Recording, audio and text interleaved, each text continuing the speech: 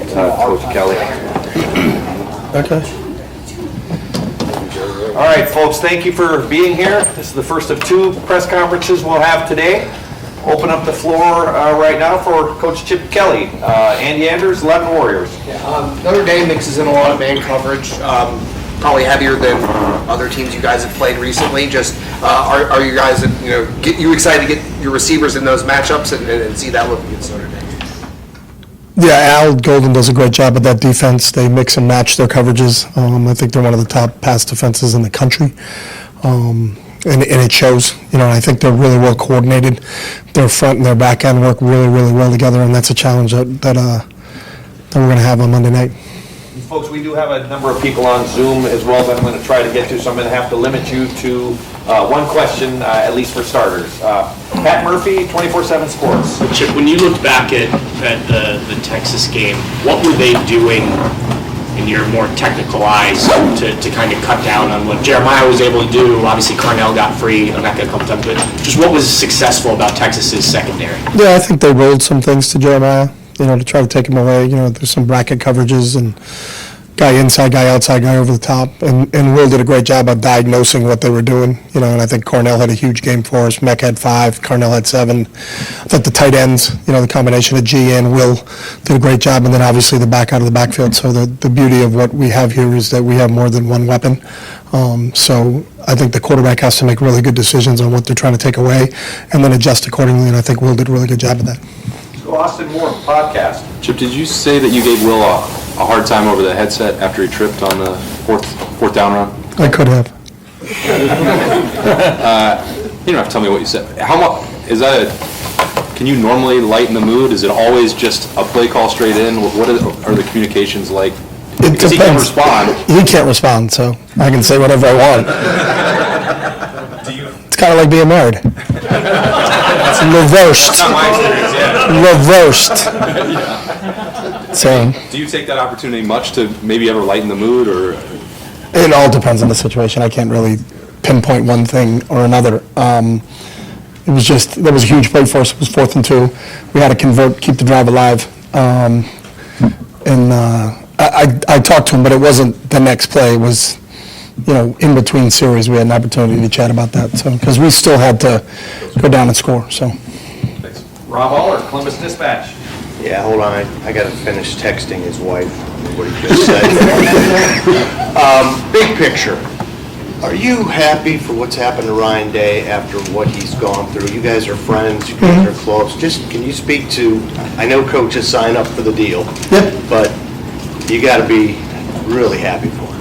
yeah, I am, and I think the one thing that, knowing him for so long, I'm not surprised. I told him a long time ago he was built for this. He understands the gravity of what you have to do to be a head coach here. And I think he's handled it tremendously. He's the same person every day. I think the consistency and how he shows up here every day and what his mission is and how he drives this entire program, coaches, people in the building, players, whatever, is very, very evident. And we get a chance to play one more game, and that's what the mantra had been since the last game of the regular season. We got to keep this group together, and everything he's talked about since that day, we've done. So, we got to continue it. Do you sense a load off his shoulders? I mean, and did you see after? No. Okay. I do not sense any load off his shoulders right now. Maybe ask me that question next Tuesday, but I do not sense any load off of his shoulders right now, no. Far left, Whitney Harding, WCMH. Chip, you mentioned the tight ends. You guys have been using that 12 personnel a little bit. What do you like about that, and how important is that going to be against a very physical defense like Notre Dame has? Yeah, I think it depends on how the other team deploys when you put that in the game.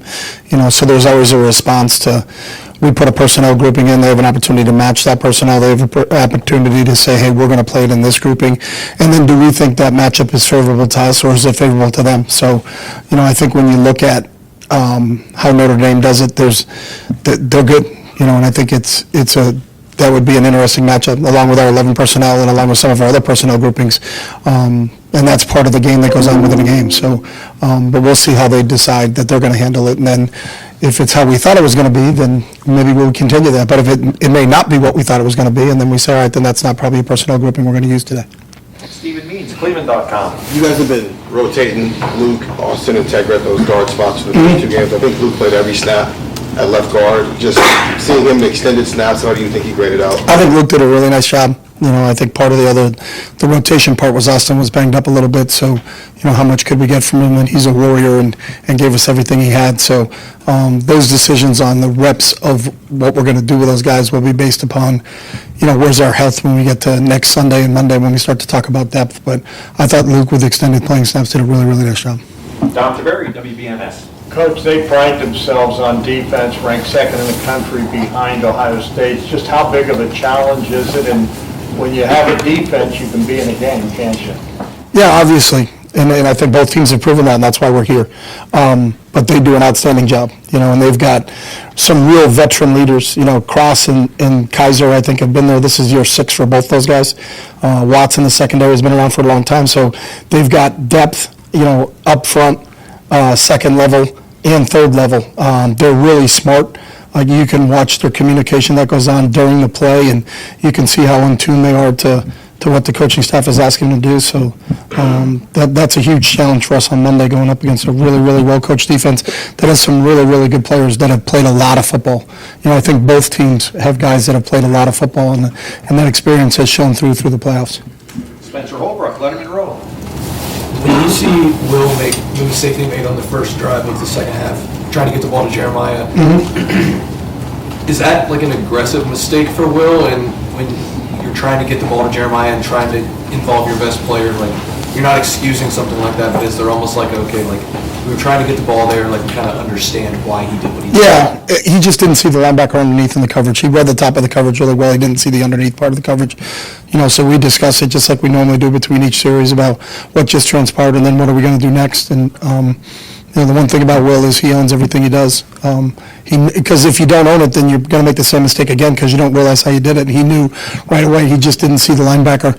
He felt like the top of the coverage was deep enough, and Jeremiah had pushed them off where he could throw that ball to him, but he didn't spot the underneath coverage. So it's something he'll learn from, and hopefully the one thing I love about Will is usually doesn't make the same mistake twice. So let's hope he has that out of his system. Cameron T. Robinson, The Athletic. So they obviously came into the season probably one of the best corners in the country, Ben Morrison, and he's been out all year. Leonard Moore stepped up pretty well against Penn State. I'm just curious your thoughts on him and what that whole secondary does. Yeah, I think the whole secondary, you look at how much man they play, and the reason they do it is because they can, and no one's really exploited that with them. So I think they all can cover. So it's not like, well, just stay away from him and throw against this guy. I think all of them are really, really skilled.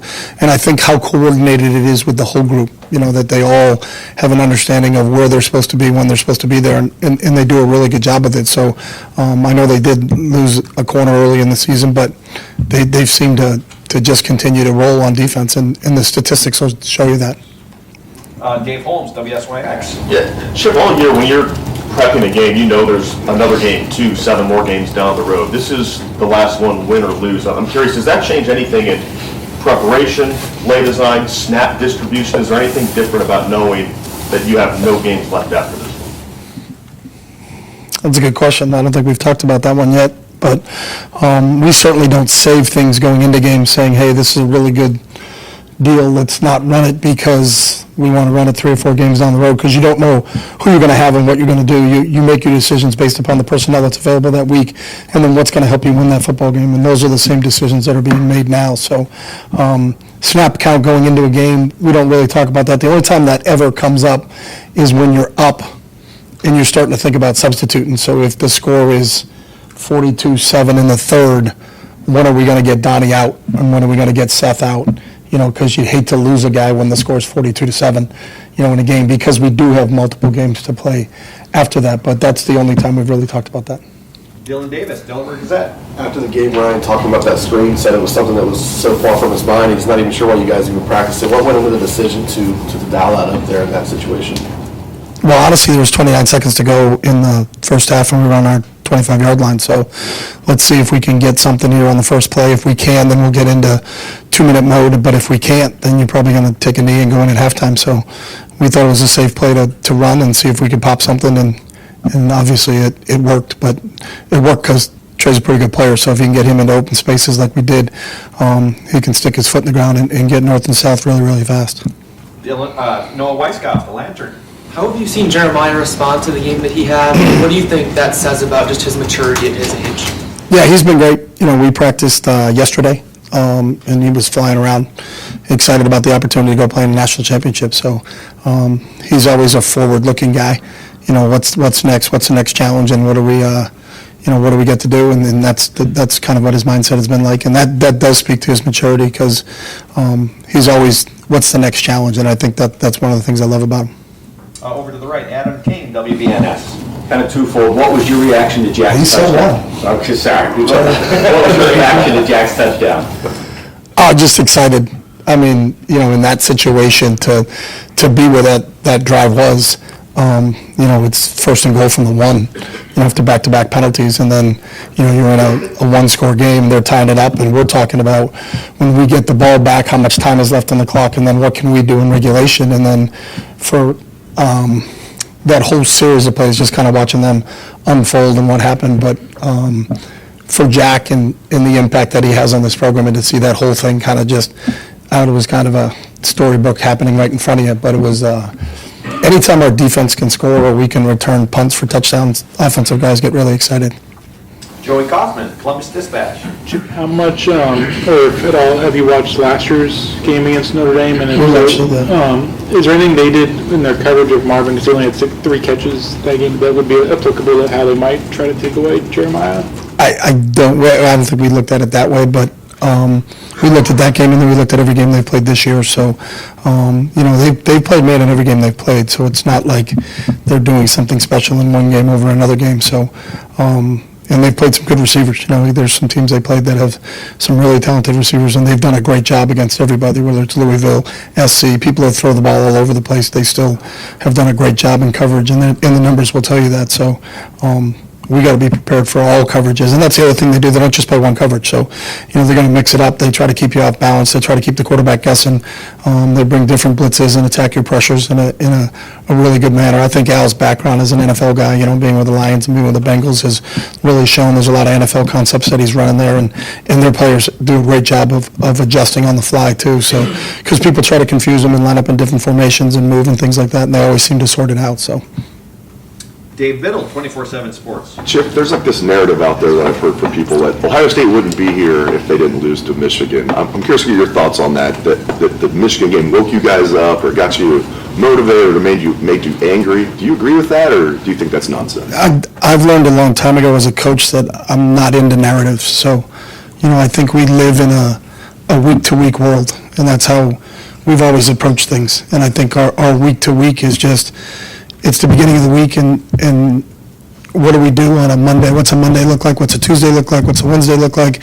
How's your preparation? All those other things. Then you go play the game, and you get about 20 hours to adjust to what happened, whether it was a win or whether it was a loss, and then you move on to the next game. So the narrative part of it isn't something I think coaches really talk about, that this set up that, set up this. That's, you guys are the experts at writing narratives. We're just trying to get a first down. So I don't look at that from that perspective. So. All right, we're going to pause locally, and we're going to meld into the World Wide Web and take a few calls on Zoom. Let's open up with Dan Tortora. Dan? Coach, the decision to come over to Ohio State, just reflecting on that hindsight 2020 and what you can say about this experience and the opportunity that presented itself from Coach Day.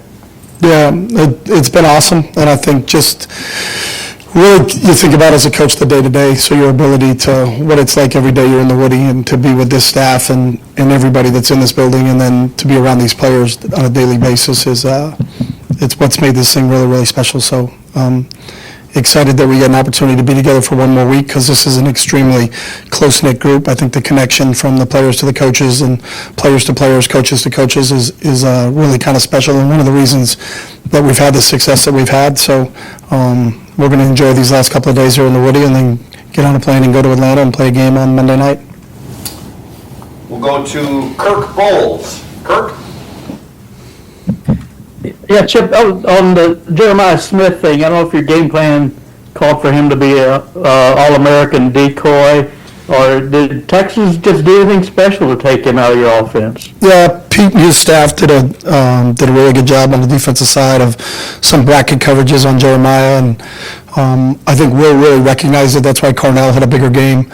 Our tight ends were really involved, Emeka was really involved, the running back was involved, so, that's the one thing about here is we have more than one weapon at our skill positions, so quarterback's got to figure out what they're doing and then take advantage of it. I thought Will did a really good job of that. Lane Higgins from the Wall Street Journal. Lane? Hi there, Coach. One of the things I wanted to know is about Coach Brian Hartline, and obviously it's clear that he has been an exceedingly good position coach and asset to the offense, but one of the things that he has done really well is just develop these guys, regardless of whether they're coming in as a 4 or 5 star recruit, he's sort of able to pull more out of them. So, given that you've been around many different types of position coaches in your time, what does Coach Hartline do that's different or that makes him so good at that specific aspect of his job? Yeah, I think whatever the word is that's better than really, really good is what Brian is. So he's as good a coach as I've been around in all aspects. He can do it all. He can recruit. He can develop players. He can put together a game plan. His knowledge in the passing game is outstanding, and we really lean on him a lot in terms of what we're doing from a pass standpoint. But his ability to develop players, what he demands from them in individual drills, how he can explain to our players how you can apply what you're doing in individual drills to the game itself and then watch that manifest itself is really special. But I think Brian is an outstanding football coach and really fortunate that I got a chance to work with him this year. And our final Zoom call question, Tony Erdman, Buckeye Huddle. With regards to, you guys have been planning for 16 or 17 games since even before you arrived. When you did arrive, how quickly was that made to your attention in terms of like the running game, and how do you think Trey and Quinchon have operated in this split system? Because they both look as fresh as they did against Akron. Yeah, we talked about it from the beginning, what our long-term plan was because of how long the season was going to be, and really didn't have any evidence at the college level because at the FBS level, you never played this many games because there was never a 4-game playoff for you to get to the championship game. So, we talked about this being a long season and how do we do that. That was the reason they went out and recruited Cade, and he got here before I got here, but how do you distribute the carries between those guys? And they're eerily close in yardage right now. I don't know the exact difference between the two of them, but it's pretty close. I know it was 1 yard going into the Texas game, so, but both those guys are fresh. You're going to need all weapons. You're going to need all hands on deck. We knew this was going to be a battle of attrition, these 16, playing a 16-game schedule. Obviously, we've lost a few guys in Seth and Jimmy, and just like everybody else. But the core of our guys are still here, and they're going to be fresh when we play on Monday. All right, back to Columbus. Joe Nugent, WCMH. On Donnie, he did not allow any pressures against Texas. How much progress has he made since early November to now at left tackle? Yeah, Donnie's I think, really been an unsung hero there in terms of what he's done, because switching from guard to tackle is not as easy as I think maybe some people think it is. It's a totally different game. A lot of times you're out there on an island by yourself. You're also protecting the quarterback's backside, because Will is a right-handed quarterback, so that left tackle position is critical for us. But from where he stepped in and what he did, he's been outstanding, and I think he was he was the offensive player of the game. Him and Trey, they shared that award this past week against Texas. So in this building we recognize what he's done and how he's continued to develop. But I think it speaks to his leadership and his whole mission of why he came back here and how unselfish he is, and that permeates through the whole offensive line and throughout the entire offense. And I think we all look at Donnie as our leader on this side of the ball. Stefan Kreisny, Cleveland.com. You're talking about the 4th and 2 run earlier. How big was that play right before with G to gain a couple extra yards? How much did that affect the way you could call that next play? Yeah, it puts it in a whole different perspective. So are you punting? If you're incomplete on that, or then if it's 4th and 5, it's definitely a different play call than what we had an opportunity to call.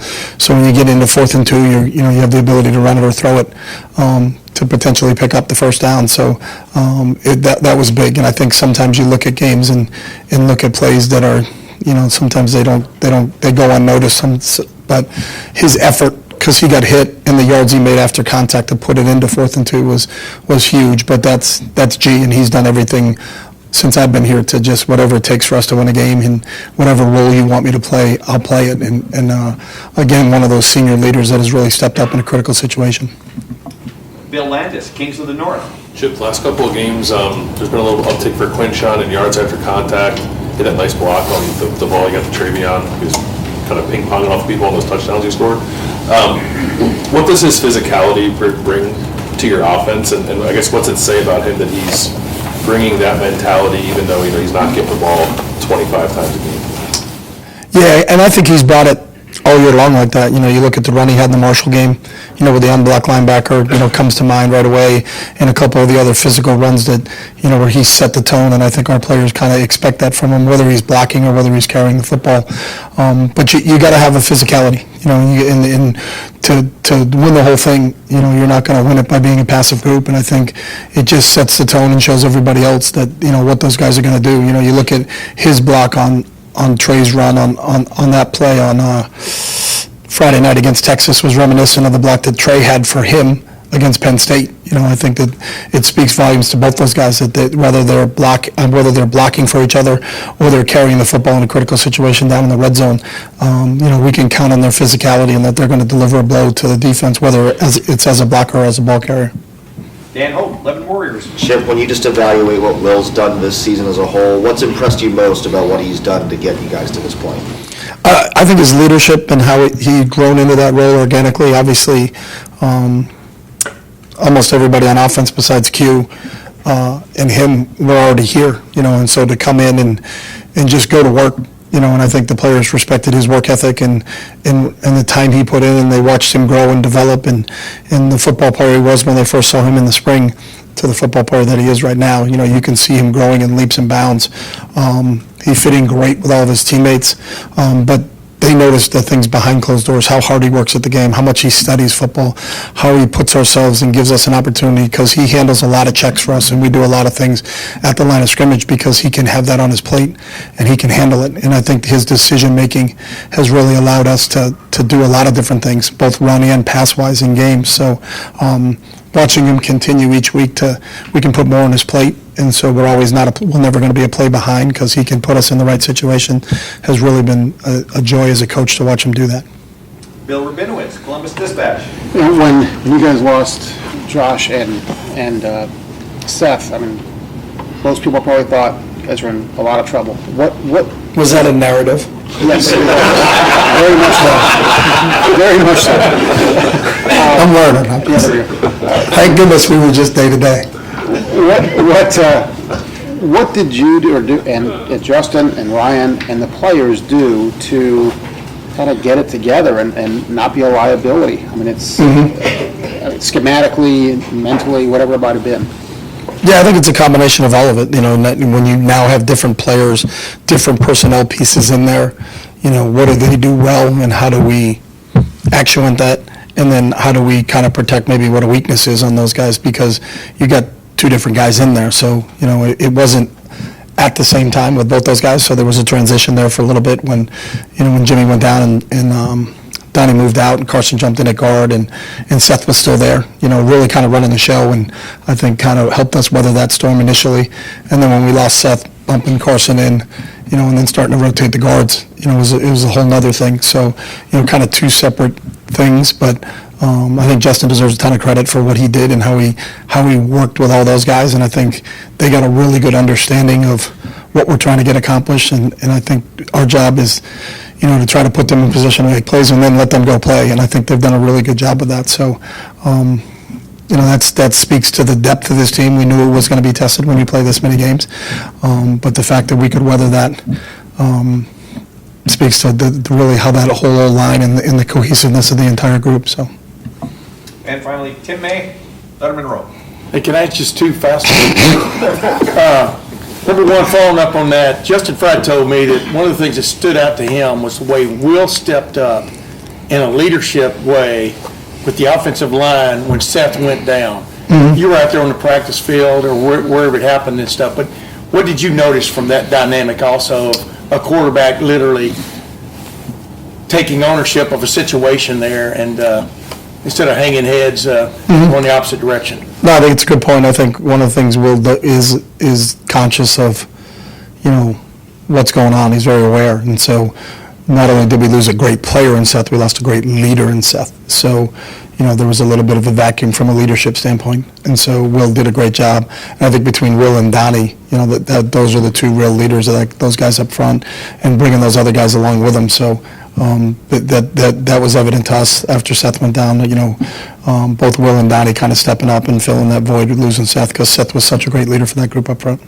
Yeah, he's a Remington Award winner, too. The other thing, like Tony Gerdeman asked you this a while ago, but I wanted to follow up on this aspect of it. What is it like as an offensive coordinator to be going into the last game of the year and all of your weapons are available to you, it appears, and your offensive line has found itself over the last 4 games? What is that feeling like as you sit there in your office and look at your playbook, your pad, or your computer, whatever you have your plays on, et cetera? Do you feel like the whole world's open to you? Create. I mean, what is that sense? You do until you turn the tape on and look at their defense and say, I don't know if that play is going to work against them. I don't know if that play is going to work against them, just because of how good they are defensively. That's the one thing in our week of preparation and going into it is just how much respect we have for Notre Dame's defense and what they can do and what they've done against everybody they've played. You watch those guys play, as a fan of football, you just kind of admire how cohesive that entire group is, and then how hard that group plays. So, credit to Marcus and Al for what how those guys got those guys playing right now. But the last 2 games, y'all seem to have had an answer. I mean, if people do take this away from you, you've got that. I mean, do you feel like you've got that going into you understand what I'm saying? I understand exactly what you're saying, but I don't know any coach that ever feels like that. I don't think there's any coach 6 days before the national championship that thinks, I got this. I didn't mean that. Yeah, you did. Yeah, you did. Well, not everybody has a Jeremiah Smith, a Cornell Tate, and a Emeka Egbuka, for example. I know, and we're really, really, really happy that we have them. But we also have great respect for who we're going against, and it's going to be a battle. And I think that's the great part of it. You have the 2 best teams in football playing against each other. And it wasn't voted on that these 2 teams play. It was earned by both teams. So, it's an opportunity to go against Marcus and Al and what they're going to put out there defensively, and then those players. You watch Cross and Kaiser and Watson, the rest of that group play. As a fan, I admire how hard that group plays on defense. So, and if you're a competitor, that's what you want to play against. You really want to. Do you get an opportunity to play against the best? So we played 2 SEC teams and got an opportunity to beat them. We played the number 1 team in the country and we beat them. So now this is the next challenge, and the next challenge is an outstanding Notre Dame team, and we're excited about the opportunity to go play it. Coach, thank you very much. Thank you. Thanks, Jim.